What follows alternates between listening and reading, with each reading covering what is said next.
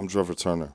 Once lost, now living on purpose. I know what it's like to feel locked out of your own potential. This show is for the ones who are ready to take their power back and write a new story, 1 hour at a time. You can do it. You can do anything, and you don't need permission. That's why I started the free hour, to give people the space to change their story, to remind them you are not your past, you are not your mistakes, you are not done, you are powerful. You can find freedom, you can find yourself, and you decide what happens next.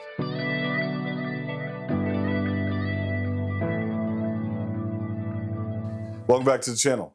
Welcome back to the free hour. It's your boy Trevor Turner, and we are back with another video. We are back with another episode in our free hour ABCs, the ABCs of Tree.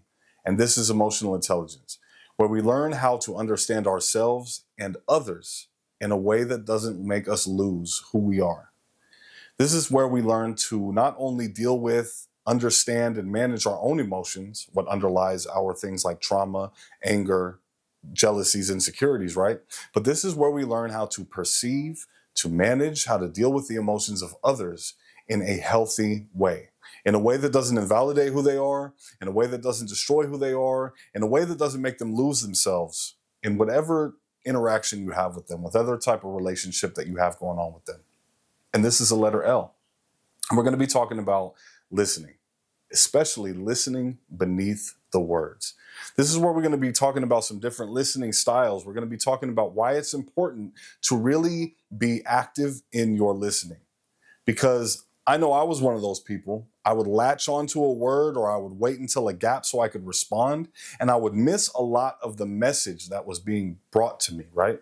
Realizing that a lot of people, when they are full of emotion, aren't necessarily being able to fully and effectively communicate exactly what it is they're trying to say through words alone. There's a lot of body language. There's a lot of emotional intensity. There's a lot of tone. There's a lot of different things. And if you are just listening to only one word, two words, listening for gaps to respond, what happens is that you are causing miscommunications to happen.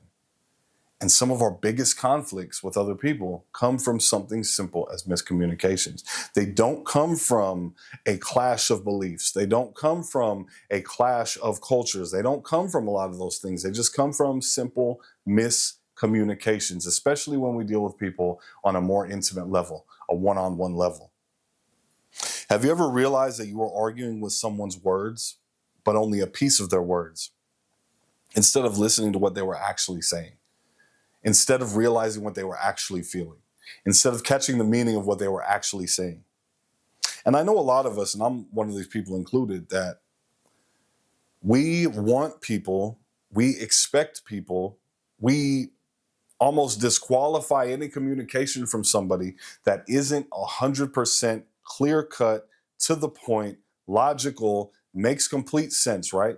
Anytime that somebody interjects feelings into what it is they're saying, we just disqualify it. We act like it doesn't mean anything. But the problem is that those same people that do it, me included, we will turn around when we have feelings involved in it and do the same stuff. So why is it that we expect other people to not wait for a gap in what we're saying just to respond? Why is it that we will expect people not to latch onto one word and respond to that when we do the same things? Why is it that we expect people to want to let us vent when we try to solve everything? And we're only listening to one word. It's like when they're talking about, man, your homeboys ain't shit. You and your homeboys ain't shit, y'all. Y'all broke, y'all cheat, y'all dusty, y'all do this, y'all criminals, whatever. And we just latch onto that one word. What the fuck you mean we broke? Right?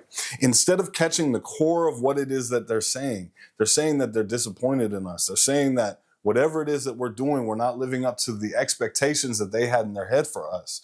But no, we want to latch on to the most surface level meanings that we can, because we're not engaging in different type of listening. Emotional intelligence is not just about expressing ourselves.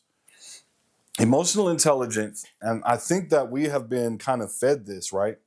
Is that we are just thinking that emotional intelligence is all about us. It's all about finding my reasons for my anger. It's finding my reasons for my traumas. It's finding my reasons for my lapses in judgment. It's finding my reasons for why I do the things that I do when it comes to relationships. But we forget the other half And it's like not even a smaller piece of it. It's a whole other half of emotional intelligence. It's other people. It's being able to perceive. It's being able to deal with. It's being able to understand other people's emotions as well. Other people have gone through traumas. Other people have their anger iceberg where their anger is underlied by other primary emotions. Other people have that jealousy. Other people have those insecurities. Other people have all those things going on in their minds that they're trying to declutter, all in the midst of trying to get a sentence out. And if we are only listening to the jumble of words that come out, we miss a lot of what lies underneath. When we ignore things like body language, when we ignore things like tone, we ignore things like what is it that you're really trying to say here? When we ignore those things, we miss a lot of the content of what people is trying to say.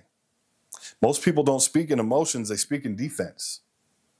Most people won't tell you, I feel angry, I feel disappointed, I feel hurt, I feel exhausted, I feel played, I feel this. They mask their fear as anger.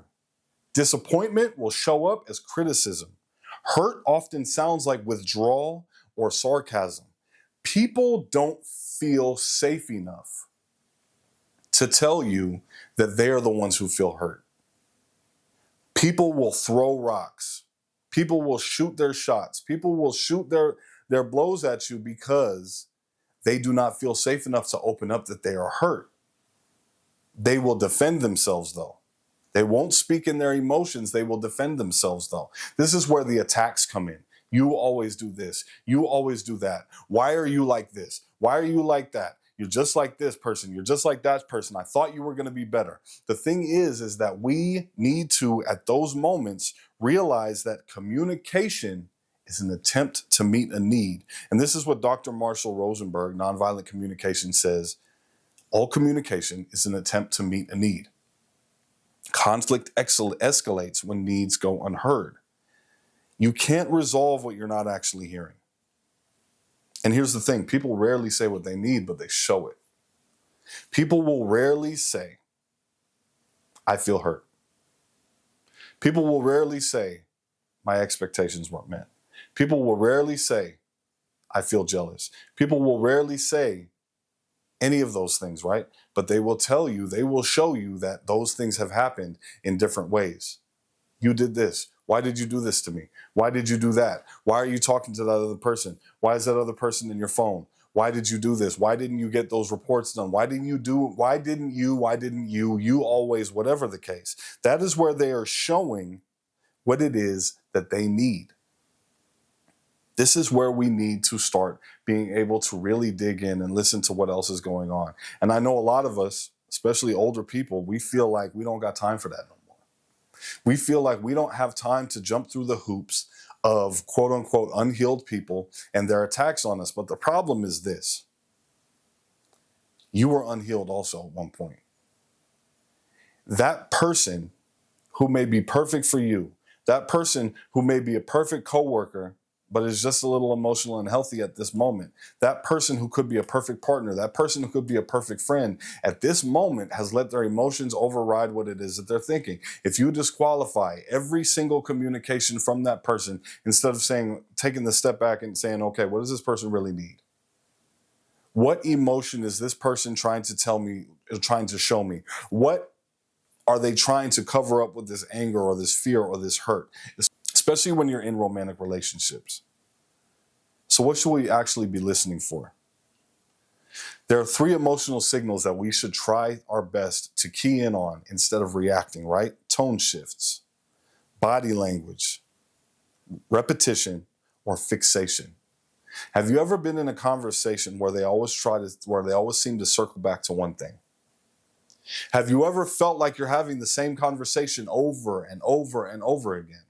Have you ever felt like you're having the same argument over and over and over again? If situations are not resolved, they will lead to conflict again and again and again. And here's the thing.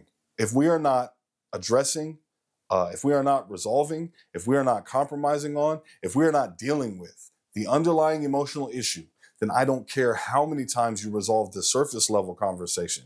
That same type of thing, that same theme of argument, conflict will come up over and over and over again. Albert Mehrabian at UCLA says that emotional meaning is heavily influenced by tone and nonverbal cues. Words alone don't carry the full message. And look, this does not mean that words don't matter. It just means that context matters more. There are some sources and some people that say that 2/3 of communication is nonverbal. 66% of communication is nonverbal. So if you're only paying attention to this, what spews out when somebody is hurt, to what spews out when somebody has had trauma, to what spews out when somebody who is dealing with PTSD or depression or bipolar or everything that's going on in this fucked up ass world, you're missing 60% of what it is that they're really trying to tell you. They're trying to tell you they're hurt. They're trying to tell you they trusted you. They're trying to tell you that this happened to them before. They're trying to tell you that they had a parent who left. They're trying to tell you that partners in the past have done these things to them before. They're trying to tell you they need reassurance. They're trying to tell you that they want you to be different. They're trying to tell you so much more than what those words will make you seem like. This is where things like active listening come into play, reflective listening come into play, because you need to look at the whole person that you're dealing with. You need to look at their tone. You need to look at their body language. You need to look at what they're going back to over and over and over again. And you need to look at it from the way that you would look at your own emotions. You want your own emotions to be dealt with in a healthy way. You want your own emotions not necessarily to be coddled, but to be handled, right? You want your own emotions to be validated and recognized. So when you do that with other people, it leads to more resolution, it leads to more compromise, and it leads to better understanding. And here's the thing that really got me over that hump of it, right? And I talk about this book all the time, 7 Habits of Highly Effective People, James Covey. I talk about being proactive instead of reactive. So many times when someone attacks us, you always do this. You always do that. Why do you do this? Why do you act like that, right? We think that we need to defend ourselves. We think that we need to come with all the armor on. We need to come with all the guards up. We need to come with all the defenses and all the arguments. We think we need to get into battle mode. But if you just take that pause and respond instead of reacting, if you just take that second to think about what's really going on, to think about what's going on underneath, because like I said before, anger is the secondary emotion. Jealousy is the secondary emotion. Now, whether or not that person is dealing with it in a healthy way is something that can be addressed at another time, because you can only deal with yourself at this moment. You can only deal with yourself in any given moment of time. So you can say, hey, look, I'm going to take a step back from this, and I'm not going to say, look, I'm disrespected. This is an attack. I'm going to attack back. I'm going to come out swinging. I'm going to get down where I'm mad at. This is all this other stuff that needs to be thrown out the window. This is where we say, look, what is this person really trying to tell me? And unless it's a life or death situation, which many of the times that we get into these conflicts and these arguments, they are not. This is where we need to say, look, what need are you not getting met? What happened? What emotion has been triggered in this moment? Pause instead of reacting. Be proactive instead of reactive. Get to the bottom of things. And then also, listening emotionally doesn't mean carrying other people's emotions. If you listen to the emotions of other people, a lot of us think that we need to guard our energy and guard our hearts and guard ourselves from all these emotions that other people are going to try to pour into us. But listening emotionally does not mean carrying other people's emotions. Understanding is not the same thing as agreeing. And empathy is not the same thing as self-abandonment. We think that putting ourselves in somebody else's shoes means getting rid of our own shoes. We think that walking a mile in somebody else's position means getting rid of our own position entirely. We think that having a level of understanding for anybody in any type of conflict means abandoning our own position on anything, and that's not true.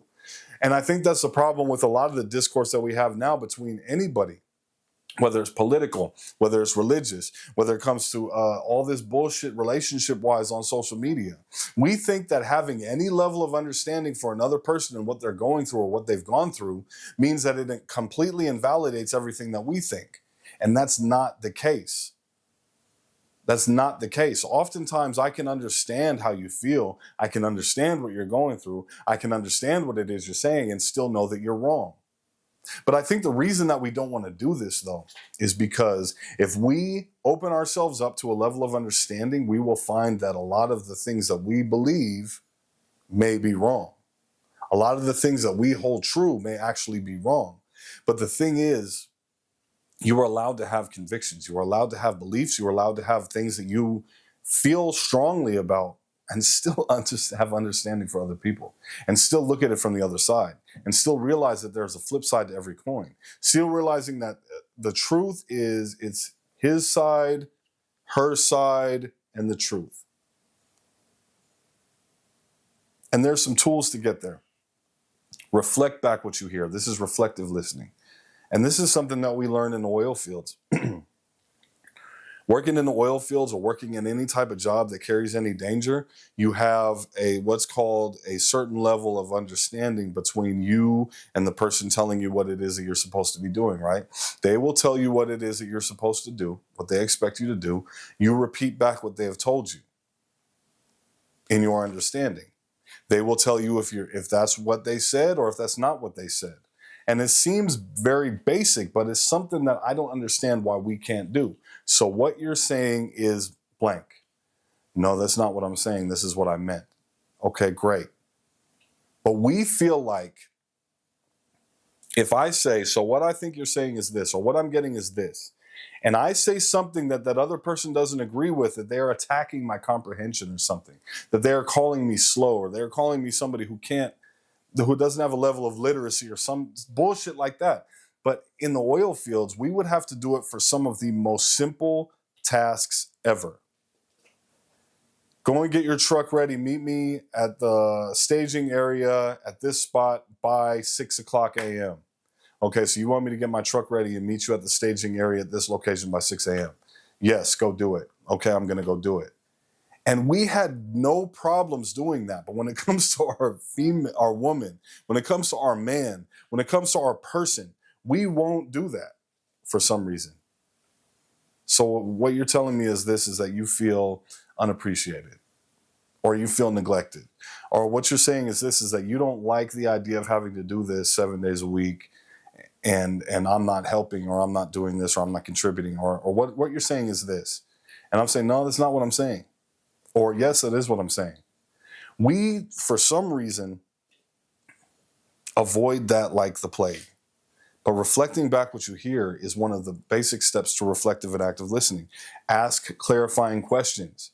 If you're not getting what it is that they're saying, or if you're feeling like they're coming with emotions, or if they're coming with these attacks, say, look, what's the reason that you feel like this way? Why do you feel like that's going on?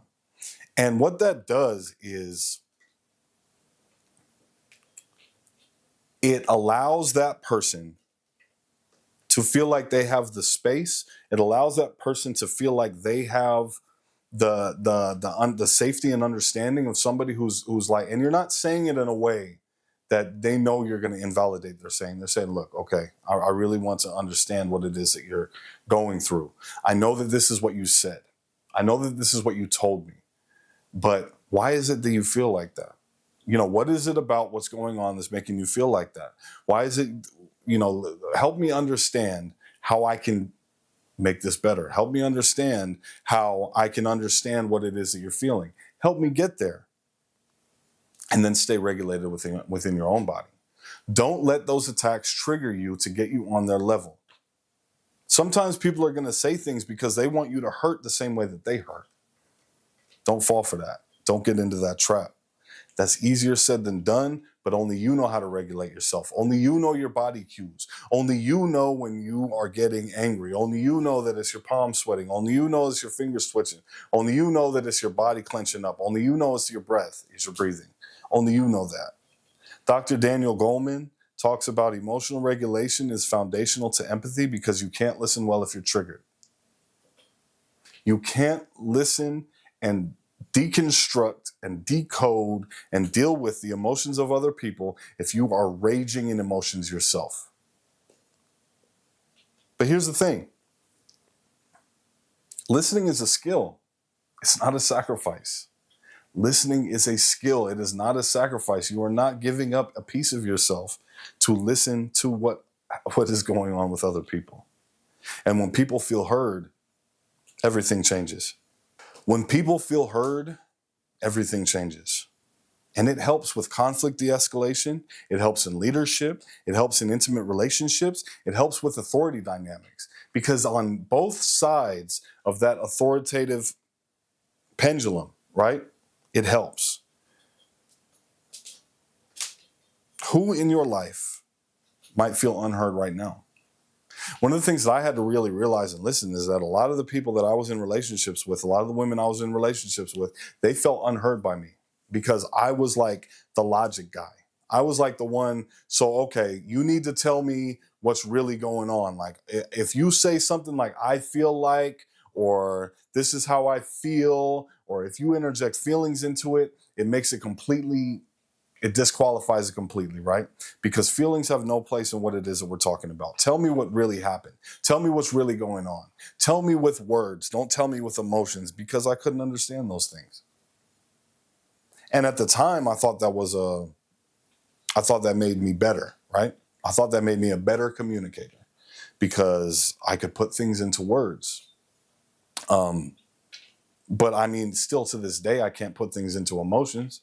I can't put things into feelings. I can't identify what's going on with me. I can't identify what's going on with other people, right? I mean, to a certain extent, it's getting a lot better because I'm practicing things like reflective listening. I'm practicing things like asking clarifying questions. Because when I come across all of these things that I don't understand or that I haven't dealt with before, I'm asking now. I'm saying like, hey, look, this is something I haven't dealt with before. This is something I haven't dealt with a lot. This is kind of foreign territory to me because when I dealt with people, I was this type of person. I was that type of way. Now that I'm trying to deal with you in this other type of way, I need you to kind of explain it to me in a way that I can understand. Help me out. Help me out. Show me. Help me understand what it is that you're talking about, what it is that you're feeling, what it is that you're going through. And one of the things that happens is that, it does help. It does help with relationships. It does help to get fewer arguments. It does help to get more clarity. And I think it helps to get a little bit more respect, because if you are someone who completely shuts down somebody's feelings, right? On the surface, they will act like they respect it, but they don't respect it. They're looking for a way out, period. Words are surface level. Emotions are what carries meaning. Listening is leadership. This week, I want you to listen for what's underneath, not just what's being said. Because remember, 2/3 of our communication is nonverbal. Look for what's underneath. Listen for what's underneath, not just what's being said. The moment people feel heard, they stop needing to shout. All right? It's been your boy Trevor Turner. Free our ABCs, ABCs of Tree, and this emotional intelligence. Like, subscribe, comment, share. Let me know what you were able to do and what you were able to accomplish with this. If it helped any communication barriers, or if it helped you to realize that there were people who are unheard in your life. All right? Deuces.